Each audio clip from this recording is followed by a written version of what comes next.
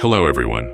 Today we're diving into 5 archaeological mysteries that science still hasn't been able to explain. Let's begin with one of the most haunting mass death sites on Earth. High in the Indian Himalayas, near the edge of civilization, lies a small glacial lake with an eerie name, Skeleton Lake. Known officially as Roopkund, it holds a chilling secret. Literally, every summer when the snow melts, human bones emerge from the ice. Hundreds of skeletons scattered along the shoreline, their skulls and limbs bleached by the sun. They have no weapons, no clear cause of death, and no records of who they were. Initially discovered in the 1940s, researchers were baffled. Carbon dating revealed the remains belonged to multiple groups who died centuries apart, some over 1,000 years ago, others from just a few hundred years back. And they weren't all local. DNA tests showed some had Mediterranean ancestry, raising questions about how they ended up at this remote, high-altitude lake. The most widely accepted theory? A massive hailstorm. Many of the skulls have identical fractures at the top, as if they were struck by something falling from above. Local legends speak of divine punishment raining down on a royal procession, and strangely, the story aligns with the forensic evidence. But even that doesn't explain everything. Why did multiple groups die here, centuries apart? Why were they traveling this treacherous path in the first place? And what drew such a diverse crowd to such an isolated place? Roopkund remains a mass grave, frozen in time and mystery. Some mysteries stem from legends passed down through generations. One such legend comes from the Paiute people of North America, who spoke of a race of red-haired giants known as the Saika. According to Paiute oral tradition, these beings were over 10 feet tall and lived in the region long before recorded history. They were said to be fierce and even cannibalistic, often raiding Paiute settlements. Eventually, the Paiute tribes united and trapped the last of the Sateca in Lovelock cave, setting it ablaze to seal them inside forever. In 1911, miners collecting bat guano from the cave stumbled upon human remains, massive skulls, and oversized artifacts. Some of these skulls were reported to be much larger than modern human skulls, with jawbones that could fit over a normal face. Traces of red hair were allegedly found on some remains, an unusual trait among the native population. Excavations uncovered sandals over 15 inches long, large tools, and intricately woven duck decoys that suggested a highly skilled culture. However, the largest and most controversial finds, the oversized bones, have since vanished, with claims that they were removed or hidden away.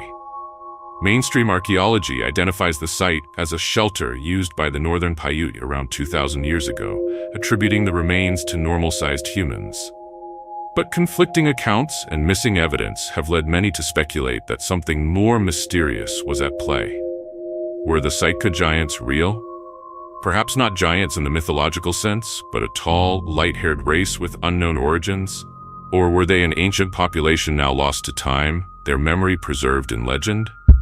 Whatever the truth, Lovelock Cave remains a place where myth and reality blur.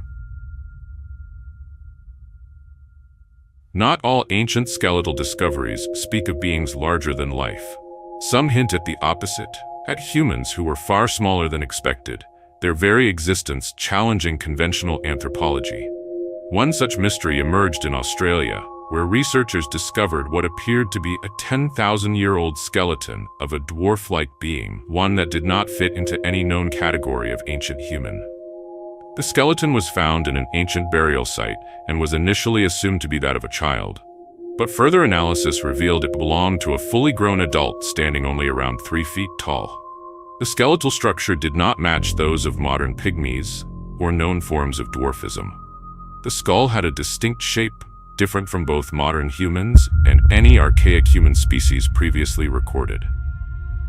Some researchers believe it could represent a lost lineage of small-statured humans, possibly similar to the Homo floresiensis found in Indonesia. If true, it would suggest that multiple groups of tiny hominins once existed across the ancient world.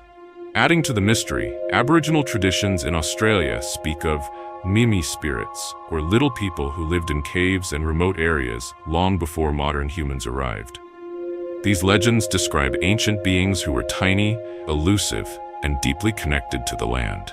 Could these stories be cultural memories of real encounters with such beings? Skeptics argue it could have been a case of pathological dwarfism, a rare genetic condition, and that without additional remains, it is impossible to confirm a new species. However, others point out that the skeleton has not been made widely available for scientific study and may have been placed in a private collection, limiting further research. Whether it was an anomaly, an unknown branch of humanity, or a clue to forgotten human diversity, this 10,000-year-old discovery leaves more questions than answers. Beneath the temple of Seti in Abydos lies something much older and far stranger, the Osirion. Unlike other temples from ancient Egypt, this one is hidden underground, built from enormous granite blocks that seem completely out of place. These stones, some weighing over 60 tons, are not decorated with hieroglyphs or carvings. There are no inscriptions explaining their purpose. They are simply cut and fitted together with uncanny precision, in a style more reminiscent of Peru's megaliths or Lebanon's Baalbek than anything else in Egypt.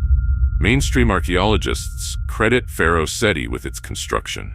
But here's the problem. The architectural style of the Osirion is nothing like the rest of Seti's temple. It looks older, much older. Some researchers believe it predates dynastic Egypt entirely, possibly built in a time when the Nile flowed higher before the desert buried the landscape. Egyptian mythology even hints at an earlier era known as Zep Tepi, the first time when gods like Osiris ruled the land. Was this temple a remnant of that forgotten age? Adding to the mystery, much of the Osirion is permanently submerged in water. Some think this was intentional, perhaps part of a ritual to honor the underworld god Osiris. Others argue it's simply a result of rising groundwater. Whatever the truth is, the Osirion remains an outlier in Egyptian history, a structure that doesn't fit with the rest. Among the artifacts of the Viking Age, few are as baffling as the Ulfberht swords. These weapons, found across northern Europe, bear a signature inscription. But it's not the name that stuns researchers, it's the metal. Unlike other medieval blades, the real Ulfberht swords were made from crucible steel, a type of high-carbon steel that was so pure it wouldn't be seen in Europe again until the Industrial Revolution. Where did the Vikings get this knowledge? Their own ironwork at the time was crude compared to these masterpieces. Some theories suggest they traded with regions like Persia or India, where crucible steel was being produced centuries earlier. Others believe the swords were imported whole, smuggled through trade routes, or stolen in battle. What complicates things further is that not all Ulfberht swords are the same. Many are fakes, inferior blades that carry the same inscription, likely to boost their value. But the genuine articles? They're engineering marvels. Even today, blacksmiths struggle to recreate them using only the tools available in the 9th century. Did a secret group of swordsmiths exist? Or did the knowledge of crucible steel briefly flash through Europe before vanishing into obscurity? These 5 mysteries challenge our understanding of ancient technology, human history, and what early civilizations were truly capable of. They remind us that for every answer we find, a dozen more questions rise from the dirt. Maybe history isn't written in stone after all. Maybe it's still being uncovered, piece by piece, mystery by mystery.